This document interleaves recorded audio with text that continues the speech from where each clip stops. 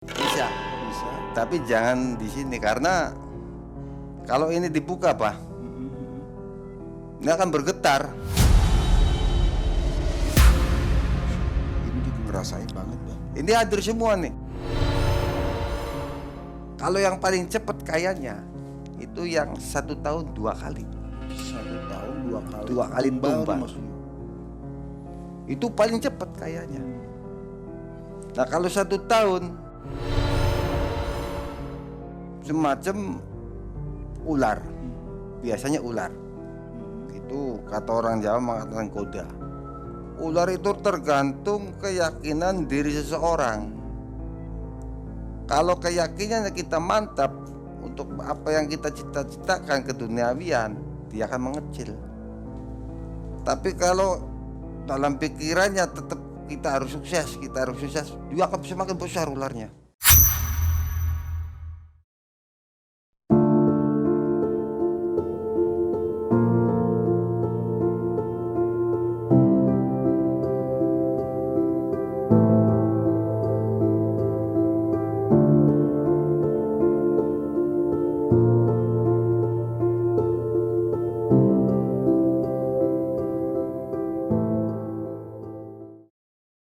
Bismillahirrahmanirrahim. Assalamualaikum warahmatullahi wabarakatuh. Sobat Mengulas Malam dimanapun berada, baik yang ada di alam nyata maupun di alam gaib, semoga kita semua selalu ada dalam lindungan Allah Subhanahu wa Ta'ala. Di kesempatan pagi hari ini, karena waktu sudah menunjukkan pukul 2.00 waktu Indonesia bagian Barat, sengaja Abah menculik salah seorang narasumber dari Malam Mencekam. Abah bawa di Mengulas Malam. Kita akan korek lebih jauh. Kita akan ulas lebih dalam lagi siapakah sosok Abah Sukma sendiri. Jangan pernah di skip tayangan video ini supaya tidak gagal paham. Bila mana dari Sobat Mengulas Malam punya satu kisah mistis, silahkan dikirim ke alamat email kami. Insya Allah nanti Abah akan ceritakan.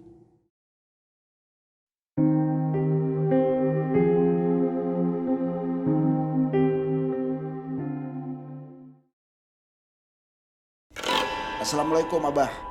Waalaikumsalam warahmatullahi Sehat ya? wabarakatuh. Sehat. Waras. Bergas. Barangnya akas. Tetap Seger akas, ya. Seger. Terima kasih Abah telah hadir di Mengulas Malam. Abah sendiri tadi tertarik ya dengan apa yang dijelaskan sama Abah Sukma perihal perjalanan spiritual panjenengan.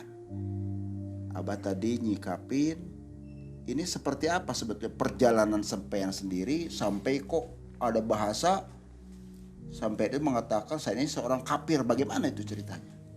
Ya saya kan dulu tuh nggak mengenal yang namanya alif, nggak mengenal yang namanya Al-Quran. Berarti sholat juga nggak tahu berarti? Sholat nggak tahu saya. Dulu itu. Oh dulu. Dulu. Selama berapa puluh tahun itu? Selama umur saya sampai sekarang 49 tahun. 49 tahun.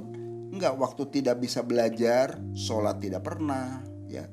Baca Al-Quran aja tidak tahu kesitukannya. Itu berapa tahun itu tuh? Waktu kecil. Oh dari mulai kecil sampai menginjak umur. Oh yang sekarang ini ya? Ya sekarang tetap bisa. Oh bisa jalan. Tadi umur 1 tahun lah waktu dilahirkan sampai umur 45 tahun. Usia jenengan berapa sekarang? 49 tahun. 49 ya. Wah. Selama dalam kondisi di dunia gelap ya, di dunia hitam itu sendiri, apa yang selama ini dilakukan oleh jenengan sendiri sebagai Abah Sukma itu sendiri? Ya saya pernah mengalami sesuatu yang orang minta sama saya. Minta apa maksudnya? Pesugihan, menyantet, bahkan sampai mencintai istri orang, mengambil istri orang dengan penghasilan yang saya kasihkan. Itu pesugihan, nyantet sampai ngambil istri orang. Itu kan jalur sudah sesat. Itu gimana sampean tuh? Kata siapa sesat? Itu kan dulu. Oh, yang dulu, Yang dulu. waktu di dunia hitamnya Waktu jenengan. dunia hitam. Jadi sampai jangan katakan itu sesat. Ya itu kan sesat. Kalau udah 3 poin kayak begituan kan nyantet orang yang orang apa itu tidak dosa kesampaian sendiri kok disampaikan nyantet. Gini Pak, manusia sendiri itu dicipta untuk apa? Untuk mencari dosa, bukan untuk mencari pahala. Jadi gini perlu digarisbawahin sobat ya. Allah Subhanahu wa taala dalam satu firman, "Kullu mauludin yuladu ala fitrah." Setiap bayi yang lahir itu dalam keadaan suci, bersih. Nur ilahi Rabb. Belum pernah ternoda. Tapi di dalam satu perjalanan kehidupan ada yang namanya hitam, ada yang namanya putih. Pada dasarnya ilmu itu hanya satu, nur ilahi Rabb, satu cahaya yang Allah berikan terhadap kita. Cuma manusia sendiri yang mendapat bisikan setan, jin marakayangan. Itu ke arah situ. Dan inilah satu perjalanan. Alhamdulillah Abah Sukma sendiri yang dari dunia gelap ini bisa mendapat satu hidayah dari Allah Subhanahu wa taala. Bersyukur ya, alhamdulillah. Nah, ini bukan berarti Abah sendiri mau mengkorek ya. Di saat katakanlah kalau Abah tadi nyimak di Malam Mencekam di 2019 Iya. saat Covid. Nah, terusan itu kan masuk ke bulan suci Ramadan. Iya. Di mana Allah menurunkan satu hidayah ya kepada orang-orang yang katakanlah pingin berubah, pingin Saya suci. paling suka pertanyaan itu. Nah, Jadi silakan, mangga, Pak. kalau tentang mengulas apa yang saya sudah dapatkan tentang hidayah, itu paling suka. Bisa dijelaskan itu gimana? Apakah dapat impen ataukah bisikan atau bagaimana itu bisa sampai turun hidayah? Apa pas lagi dengar suara azan subuh atau gimana? Sebetulnya sampean itu tujuannya mau apa? Jadi begini, tidak terlepas tujuan Abah mengundang ya di mengulas malam ini sendiri kita untuk berbagi, mengedukasi kepada para sobat mengulas malam, tidak untuk membuka satu aib seseorang, tidak ada, mohon maaf ke arah itu yang pertama. Terusan juga kita berbicara masalah satu hidayah. Lupakan perihal-perihal yang kata dunia kegelapan yang pernah jenengan lalui ke arah situ. Kita bicara untuk masalah hidayah. Turunnya satu hidayah sendiri apakah di saat dengar azan subuh atau bagaimana? Nun sewu. Monggo. Saya mendapatkan sesuatu hidayah itu melalui mimpi. Bahkan saya mimpi juga itu datang tepat di bulan Ramadan, Di bulan suci Ramadan. di 15 hari puasanya itu. Kalaupun katakanlah yang sekarang perjalanan, apakah Abah sendiri masih menerima tamu atau gimana, Bah? Sekarang ini Tetap jalan, tetap jalan. tapi dalam batasan-batasan yang saya semuanya sudah lupakan. Maksudnya lupa gimana? Ya tentang dunia hitam Dunia dulu. hitam. Nah kita benahi dari nol lagi Pak. Dari perjalanan seseorang mencari keberkahan seseorang. Nah saya lebih tertarik dari situ. Mohon maaf, Bah. Ya. Bukan berarti Abah Agus mau menanyakan atau mengingat masa lalu Abah. Ini untuk mengedukasi aja sebetulnya ya. Karena bagaimanapun juga perihal santet itu adalah hal yang Allah murkain. Ya, alhamdulillah Abah sudah hijrah dari dunia kegelapan ke dunia yang katakan Allah ridhoi. Nah, cuma Abah mau bertanya perihal katakan di saat Abah melakukan satu santet. Ini media apa yang digunakan pertama, terusan juga target orang yang akan disantet itu sendiri itu medianya seperti apa? Apakah dengan foto atau bagaimana? Oh gini Pak. Saya dulu melakukan hal-hal yang menyantet itu medianya pakai ini Pak. Ini Apa itu? Pakainya ini. Merinding bah saya. Astagfirullah, pemirsa merinding banget Ini ini. hadir nih Pak. Masya Allah. Ini hadir. Allahu Akbar. Allahu Akbar. Kalau Abah pakai ini untuk menyakiti orang itu dulu Pak ya. Ini dibuka dulu. Ini dalam isi ini namanya kitab Pak. Kitab yang mungkin orang tidak ada yang tahu. Ini warisan dari Karuhun yang Abah sendiri ciptakan. Jadi jenengan sendiri. Saya sendiri ciptakan. Kalau menyakiti orang, saya lihat gambaran orang itu dari sini. Perjalanan hidupnya seperti apa, hari apa, Fotonya hari lahir atau hari lahir, hari lahirnya apa, tanggal berapa, apesnya hari apa, ini ada semua di sini. Namanya siapa? Seumpama contoh nih, Sulaiman. Sulaiman itu lahirnya apa sudah tahu melalui metode ini. Metode dari sini. Ini kan ada 21 lambaran perjalanan hidup manusia. Nih. Ini metode sisi gelapnya. Nah, sisi positifnya juga banyak di sini.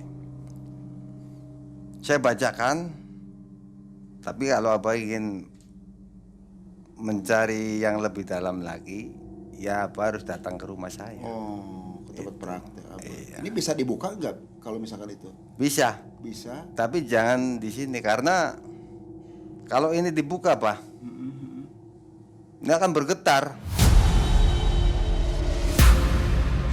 Ini juga ngerasain banget, Pak. Ini hadir semua nih, sosok-sosok nih, ada cewek, hadir semua. Karena apa? Meskipun ini apa yang bikin, ini dari hati pikiran menyatu di sini. Nah, tertarik tadi perihal katakanlah dari mulai hari lahirnya, berarti kan juga weton. Nah, terus si target itu sendiri biasanya metode ritual seperti apa, Pak? Metode ritualnya seperti kita bertirakat 1 hari. 1 hari. 1 hari 1 malam. Udah itu kena target. Yang penting tahu namanya aja. Tahu namanya. Apakah target tersebut langsung mati atau sakit dahulu, gimana sih, Pak? Bertahap. Itu lama-lamanya 7 hari. 7 hari maksudnya? 7 hari itu baru chaos. Oh, Tuh. kalau meninggal dunia. Itu dulu Pak. Yang dulu. Dulu. Jadi itu sesuai permintaan si klien. Sesuai berarti ya? permintaan. Jahat banget. Ya, bukan jahat Pak. Tadi apa jangan katakan jahat. Enggak, Itu dulu. orangnya Oh maksudnya ya. tuh. Kalau saya sesuai hati nurani saya Pak. Apa yang saya katakan itu. Nah ini kalau saya bawa nih, pasti perewangan ikut semua. Ikut situ ya. Ada banyak hadir di sini. Mungkin kalau pemirsa tahu nih, banyak sekali. Ya ini sobat pengulas malam ya. Ini terus terang aja ini baru Abah sendiri menghadirkan satu sosok yang katakanlah karena dari sobat pengulas malam. Tolong sih narasumbernya kalau yang tukang satu dihadirkan, ini memang ada satu interaksi dan konsekuensinya aja seperti ini. Gak mudah dan alhamdulillah ini Abah Sukma yang sudah melintang kemana-mana, cukup dikenal bukan hanya di Pulau Jawa gitu kan, sampai katakanlah ya untuk wilayah luar juga, luar negeri segala macam. Karena Abah juga nunggu waktu lama untuk bisa menghadirkan beliau sendiri. Terima kasih tentunya sekali lagi ke Abah Sukma untuk kita bisa berbagi dengan sobat. Masih banyak. Malam banyak. Kalau Abang ingin bercerita tentang mengoreksi diri saya Pak, masih banyak. Tentang perjalanan spiritual saya masih banyak. Nah gini Bah, selama ini kan dari para netizen kan sering mengirimkan nih cerita-cerita ke Abah sendiri, ke Abah Agus. Nah Abah Agus ceritakan perihal katakan seseorang yang telah melakukan satu pesugihan, terus dia sendiri sudah menikmatin harta benda dari sosok siluman tadi. Nah otomatis biasa ada konsekuensi, itu udah pasti ya. Nah dia itu pengen ada pemutus apakah Abah sendiri pernah dapat nggak klien seperti itu? Pernah, Pak. Memutus hubungan pesugihan? Pernah. Kasus itu sebetulnya banyak. Tentang masalah bagaimana kita untuk menghindari sesuatu tumbal. Ya. Itu banyak kasus-kasus seperti itu tuh. Kita mencari kekayaan dari sesuatu makhluk yang sudah dalam perjanjian, udah kaya diputuskan itu banyak. Tergantung awal dari perjanjian tersebut, apa tumbalnya seperti apa dan inginnya seperti apa. Tapi dengan satu catatan, ada nominalnya yang harus disebutkan dari si pelaku pesugihan tersebut. Silaku pesugihan. Untuk memutuskan sesuatu perjanjian itu, walaupun berat. Contohnya yang Contohnya seperti gini, apa? pelaku pesugihan awal perjanjian itu di saat meminta tumbal, ada yang 1 tahun 1 kali, bahkan ada yang 6 bulan sekali, ada yang 2 tahun sekali. Kalau yang paling cepat kayaknya itu yang 1 tahun 2 kali. 1 tahun 2 kali. 2 kali tumbal. Maksudnya. Itu paling cepat kayaknya. Nah kalau 1 tahun itu berlalu proses bertahap. Kalau yang 2 tahun tetap ada tingkatannya. Nah bagaimana cara untuk memutuskan sesuatu perjanjian? Dia harus mengeluarkan sesuatu hartanya, harta si pelaku pesugihan tersebut. Berapa nominalnya? Abah tidak kasih nominal. Yang punya keikhlasannya yang si pelaku itu. Nah, gitu Pak. Jadi kasus-kasus seperti itu banyak. Sebetulnya kasus-kasus seperti itu orang-orang yang nggak bertanggung jawab, ingin kayanya tapi nggak ingin korbannya. Nah kalau masalah pesugihan, banyak macam-macam tentang pesugihan. Ada pesugihan yang sudah orang katakan pesugihan kandang bubrak, ada caranya gini. Kalau sama Abah sendiri dulu, pesugihan pedaringan kebek itu enggak pakai tumbal. Enggak pakai tumbal. Pesugihan pedaringan kebek itu kata orang Jawa tempat beras tuh. Iya kayak gini. Nah, kayak gini nih. Nah ini namanya pedaringan. Nah kita bertapa di pedaringan, bukan di dalamnya Pak. Tapi pedaringannya di depan, kita bertapanya di sini. Nah berapa hari? Itu ada tahap-tahapannya. Dari 7 hari 7 malam, 21 hari, bahkan sampai 41 hari. Tapi kalau nggak dibantu sama Abah, itu rata-ratanya nggak ada yang kuat, karena 41 hari.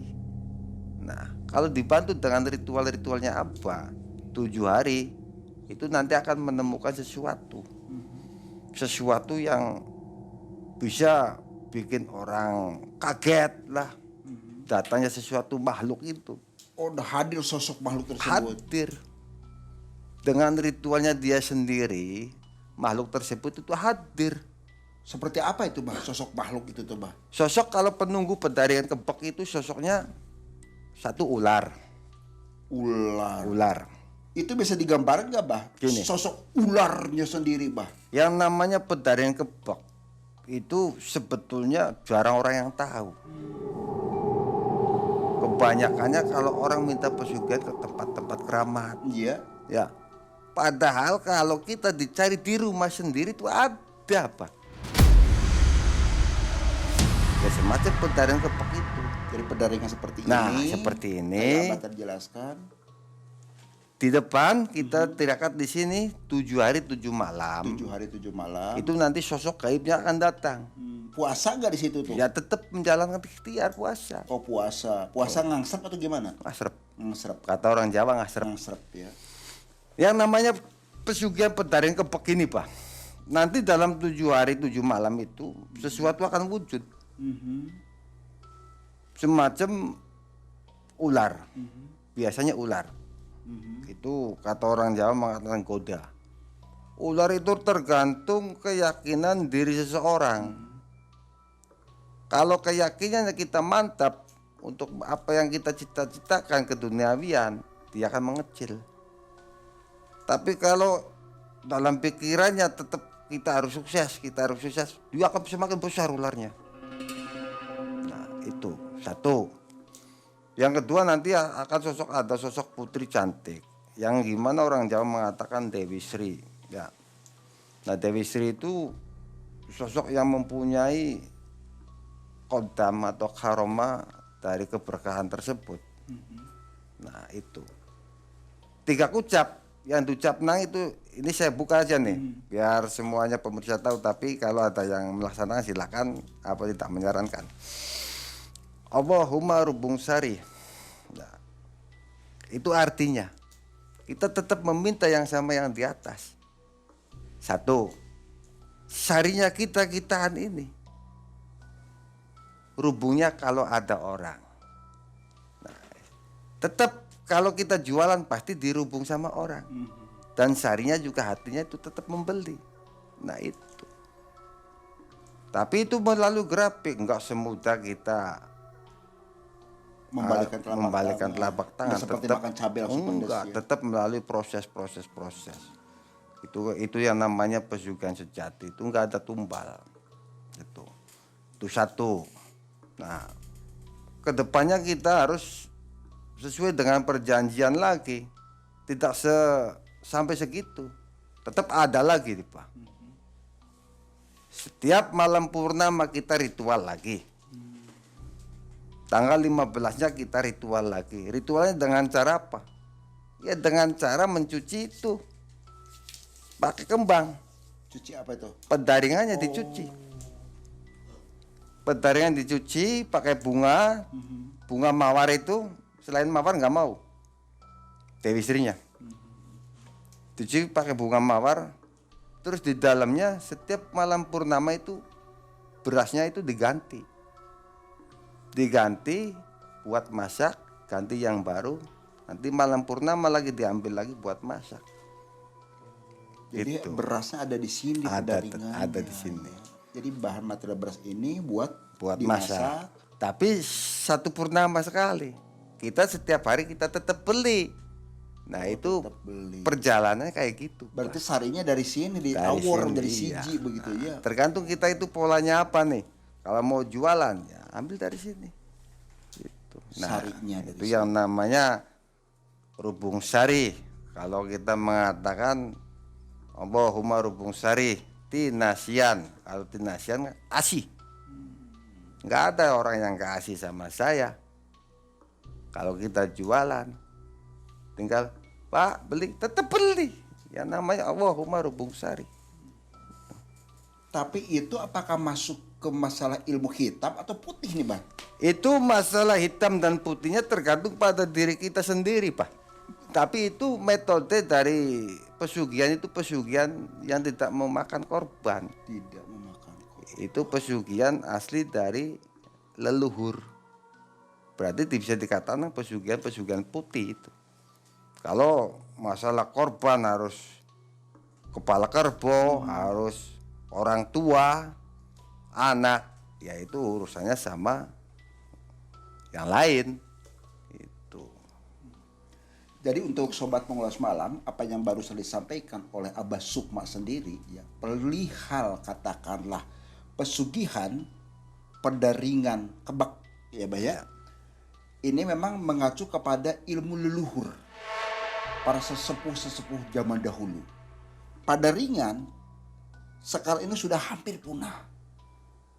Di zaman milenial sekarang ini sudah hampir punah, sudah tidak ada.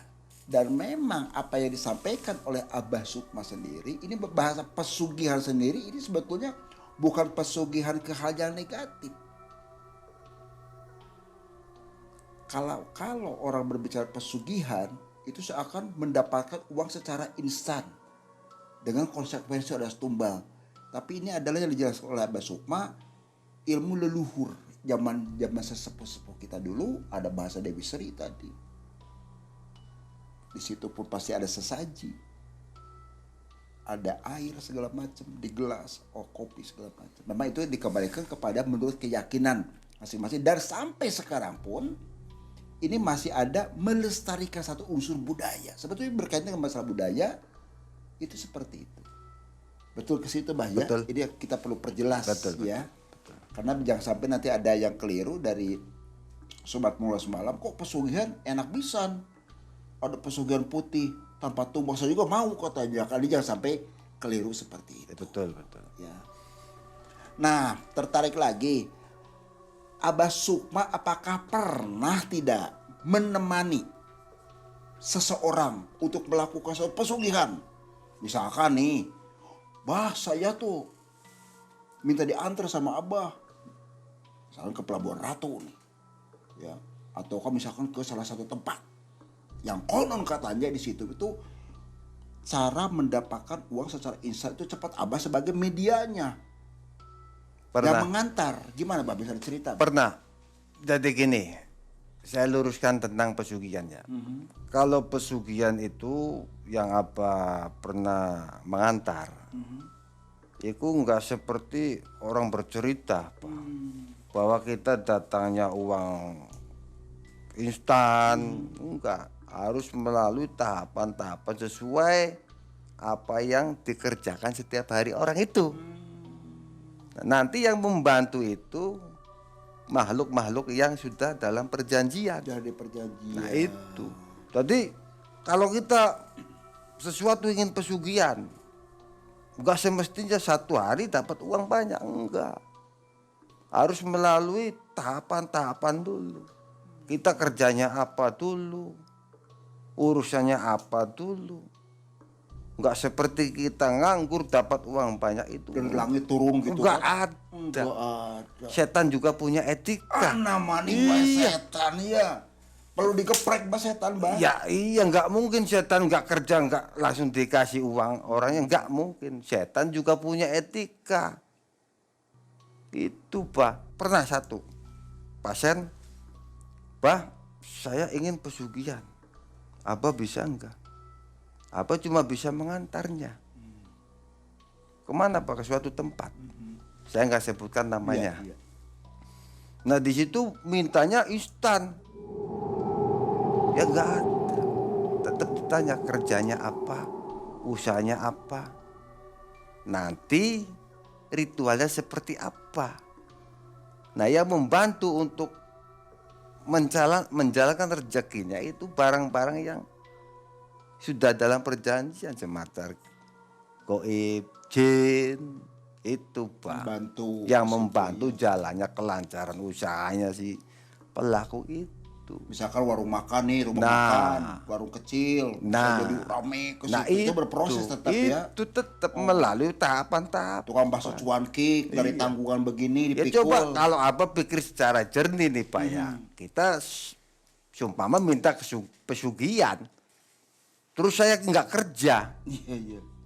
datanya dari mana Mimpi, uangnya? Nggak ada jin langsung ini tuanku, majikan ada uang, nggak ada, harus melalui proses dulu. Tetap kita harus berkecil. Tetap. Jadi sesuai dengan perjalanan hidup manusia itu, dia sesuai dengan proses apa yang kita jalankan setiap hari. Contohnya aja nih saya, wah, saya minta sugih dong. Apa tetap tanya sama saya, Iya. lu kerjanya apa? Nganggur Pak, ya apa nggak mungkin kasih. Kerja dulu sama saya, baru saya kasih. Berbakti dulu gitu ya, Nah, berkarya dulu. gitu. Ya secara logikanya begitu sobat ya. Begitu, jadi setidaknya tetap kita pun harus berkarya dulu, harus usaha. Ya kalau sudah berbicara usaha ya sudah. Kita memohon aja kepada Allah Subhanahu wa taala, jangan pernah ada pemikiran secara licik dan picik dalam otak kita sendiri di dunia ini sendiri kita hanya sebatas ya panggung sandiwara boleh dikatakan ya. Kekal abadi kita kan di akhirat. Bicara masalah uang pasti akan kurang dan kurang. Hanya nafsu nafsannya tadi. Abah Sukma, ada satu pertanyaan lagi. Di mana seseorang berproses pesugihan, ya, ada katakanlah yang goal atau yang berhasil. Ada bahkan yang katakanlah gagal. Sudah mencari ke si A, ke si B, ini gagal. Padahal uangnya sendiri ini untuk modal ritual kesana kemari, hasil pinjam ke rentenir lagi. Nah gini Pak, Gimana? kalau tentang masalah pesugihan, sebetulnya orang itu keblinger Pak. Dalam diri saya itu sudah ada yang namanya miskin dan kayanya. Ada. Tetap. Kalau kita meminta sesuatu kepada jin dalam bentuk pesugihan apa? Ada yang berhasil dan ada yang tidak. Sesuai dengan kodrat perjalanan manusia. Kaya dan miskin tetap ada. Tapi itu sudah tercatat. Banyak yang melakukan pesugihan yang nggak berhasil banyak. Yang berhasil banyak. Nah, kalau mau berhasil dihitung dulu Pak. Hitung dulu suami istrinya, naktunya berapa, Sri Lunggu Dunya, harus hitung dulu. Nah kalau naktunya Sri Lunggu Dunya Larapati, kalau menurut hitungan Jawa ya, Sri luruhnya Larapati, ya jangan dilakukan pesugihan itu, karena nggak mungkin berhasil. Tapi tetap yang namanya perjanjian sama setan, tetap jalan itu. Nah, semakin dia memaksa kehendaknya dengan nafsunya yang tinggi, ingin duniawi, akhirnya dijalankan dan gagalnya nanti tetap tumbal jalan. Tapi dianya nggak kaya.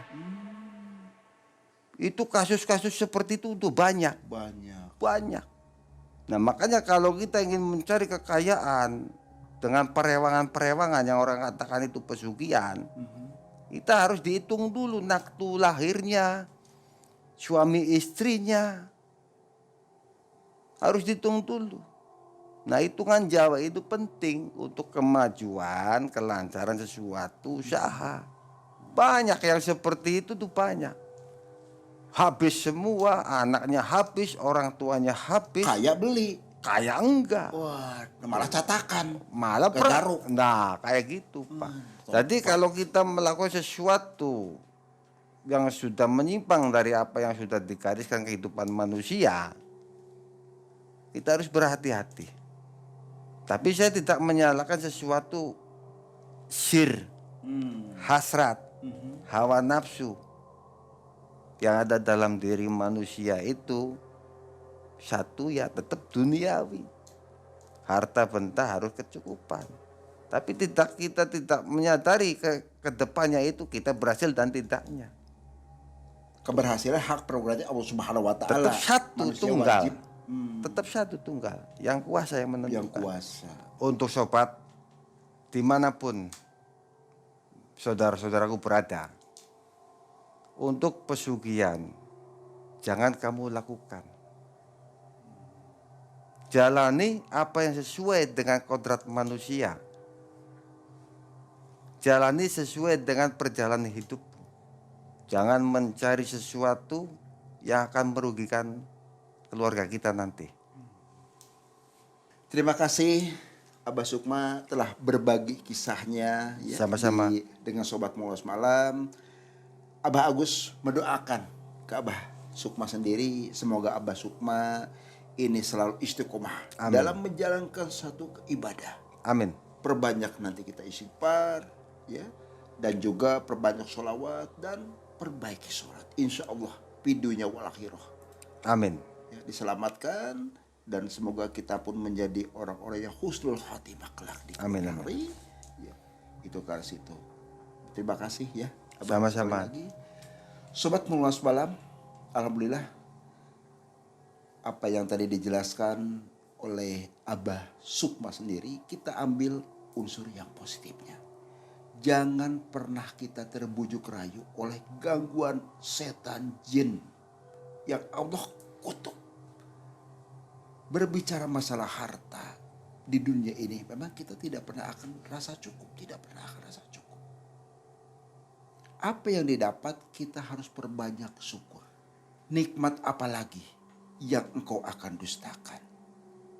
Mari kita tingkatkan iman dan takwa kita kepada Allah Subhanahu wa taala. Allah yang memiliki segalanya. Allah menciptakan langit, bumi dan seisinya semata-mata adalah untuk beribadah kepada Allah Subhanahu wa taala. Ingat sobat, jangan pernah takut jin dalam bentuk apapun. Geprek dengan keimanan dan ketakwaan kita kepada Allah Subhanahu wa taala. Ingat sobat, kamu tidak sendirian. Wassalamualaikum warahmatullahi wabarakatuh.